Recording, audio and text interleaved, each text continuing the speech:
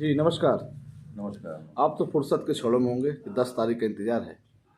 10 तारीख का इंतजार तो रहेगा ही। जी। अभी तो जैसे कि चुनाव संपन्न हो गया तो हम लोग अपने समर्थकों से मिल रहे हैं सब जी। जगह जाकर। जी। इस चुनाव को आपने बड़े गंभीरता से लिया और ख़ास तौर पे बीजेपी प्रत्याशी के साथ 24 आवर्स चलते रहे। कहीं कहीं तो हमें देखें कि रात भी कभी 2 बजे 3 बजे भी आप लोग कहीं मिलते रहे, जाते हुए आते हुए। तो क्या लग रहा है ये 10 मार्च को परिणाम क्या बोलेगा? देखिए, समय बहुत कम मिला था चुनाव में, आप जानते ही हैं, और उसी समय में सारे बूथों को या सारे गाँव को हम लोग कवर करना था, इसलिए अक्सर लेट हो जाया करता था। जी। और चुनाव बहुत ही अच्छा है, हम लोग बहुत ही अच्छे परिणाम की उम्मीद करते हैं, क्योंकि इस बार जनता ने पहले से भी ज़्यादा उत्साह से वोट किया है। जी। तो बलिया की जीत तो सुनिश्चित है। जी। अब ये है कि हमें देखना है कि ये मार्जिन कितना रहता है। जी। जी। जनता तो बहुत ही ज़्यादा कर रही है, लेकिन अब ये 10 तारीख को पता चलेगा। अब तो जैसे 16 फरवरी के बाद से जब आपका नामांकन पूरी तरह से कंप्लीट हुआ, नेताजी का, आपके दयाशंकर जी का, 17 से आप मैदान में उतर गए। हालांकि उसके पहले से भी आप लोग देखें चुनाव का जो 17 से लेके आप जो 1 मार्च तक चले, ऐसे में कई जगह चुनौती भी मिली होगी आप लोगों को, उसको कैसे स्वीकार किया? और चुनौती मीन्स ये हिंसा वगैरह की नहीं जो नहीं नहीं नहीं, मतलब कि हाँ आप नहीं चुनाव जीत पाएंगे, यहाँ हमारा गढ़ है, यहाँ आपका नहीं चलेगा, ऐसे लोगों को, मतदाताओं को आपने कैसे तरीके से?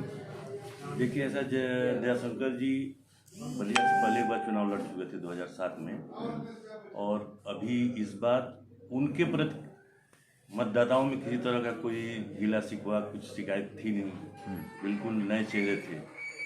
और भारतीय जनता पार्टी ने जो योजनाएं चलाई हैं, खास तौर से गांव-गांव तक अनाज पहुंचाने की, या खाते में जो किसानों के पैसे आए, इसको लेकर लोगों में बहुत ही उत्साह था और इसका बहुत ही अच्छा परिणाम मिला है।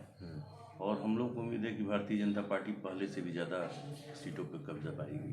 क्योंकि ये क्षेत्र आपका पुराना रहा, आप 2014 में हम मैदान में थे और इसलिए आपको काफ़ी बलिया नगर विधानसभा क्षेत्र तो आपके लिए पुराना नगर विधानसभा क्षेत्र था। तो ऐसे में लगा होगा कि हमारे भारतीय जनता पार्टी के लिए खास तौर पे कौन कौन से ऐसे समाज हैं जो उम्मीद के साथ वोट किए होंगे? देखिए, हमें उम्मीद है कि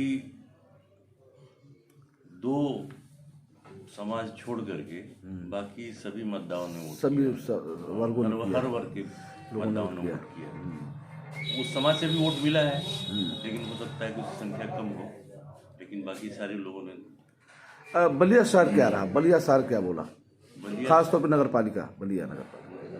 बलिया शहर की नगर पालिका से बहुत ही अच्छा वोट मिला है, और हम लोग को उम्मीद है कि पिछले सारे रिकॉर्ड टूट जाएंगे इसमें।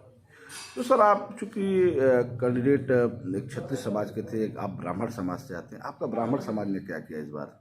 जैसा चर्चा रही कि वो सपा के साथ रहा, या 50-50 का बात कोई कर रहा है, कोई कह रहा नहीं हम उससे भी ज़्यादा है, कोई कह रहा अखिलेश के साथ रहा, कोई कह रहा भाजपा के साथ रहा, कोई कह रहा योगी के साथ रहा, तो क्या रहा आपकी नज़र में, क्या रहा? ब्राह्मण समाज अब तक जितने भी चुनाव हुए उससे ज़्यादा तत्पर होकर इस बार वोट किया है, और ब्राह्मण समाज का सपा की तरफ जाने का तो कोई चांस ही नहीं है। सपा ने तो पूरे पूर्वांचल में कहीं ब्राह्मण को कोई सीट दी नहीं, नहीं किसी तरह का उनका अलग से कोई ख्याल रखा गया, या कोई भी किसी तरह की सुविधा नहीं मिली है उनसे। और वैसे भी भारतीय जनता पार्टी की तरफ ब्राह्मण का झुकाव पहले से भी है, अभी और ज़्यादा हो गया है। चलिए, तो बलिया की राजनीति हो गई चर्चा, चूँकि आप भी एक बड़े परिवार से बिलोंग करते हैं, राजनीति से जुड़े, आप पुराने परिवार के हैं। यूपी क्या बोल रहा है? यूपी का रिजल्ट पहले भी बताया जा चुका है कि हम लोग 300 के पार पाएंगे। 300 सीटें तो मिलनी है, ये 350 के आसपास भी जा सकता है, 300 प्लस रहेगा हम लोग। तो आप बचे आज 5 तारीख, 7वां चरण भी है 7 तारीख को उत्तर प्रदेश यूपी का, जो 7वां चरण और 7 तारीख एक मायने रखता है। तो क्या आप भी और भी कहीं जाना है, या फिर बलिया में ही पूरा 5 दिन बिता के रिजल्ट लेकर ही जाना है? नहीं, अभी हम लोग प्रत्याशी जी रॉबर्ट्सगंज जा रहे हैं, हम लोग भी साथ में जाएंगे वहाँ पे भारतीय जनता पार्टी के प्रत्याशी को सपोर्ट करने के लिए। आज हम लोग बाहर निकल रहा है। तो 10 तारीख को खास दिन होगा आप लोग के लिए। वो खास दिन तो लोग अभी से मनाना शुरू कर दिए हैं। हाँ। लेकिन 10 तारीख का इंतजार सबको तो ये माना जाए कि आपकी होली, आप लोग की होली 10 को ही रहेगी या फिर तो जो परंपरागत होली है 10 से शुरू हो जाएगी। हाँ। और होली के दिन 18 तक परंपरागत चलेगी, उसके वाली बाद होली भी चलेगी। तो खास तौर पे अंतिम मेरा सवाल ये है कि मतदाताओं के लिए क्या संदेश है आपका?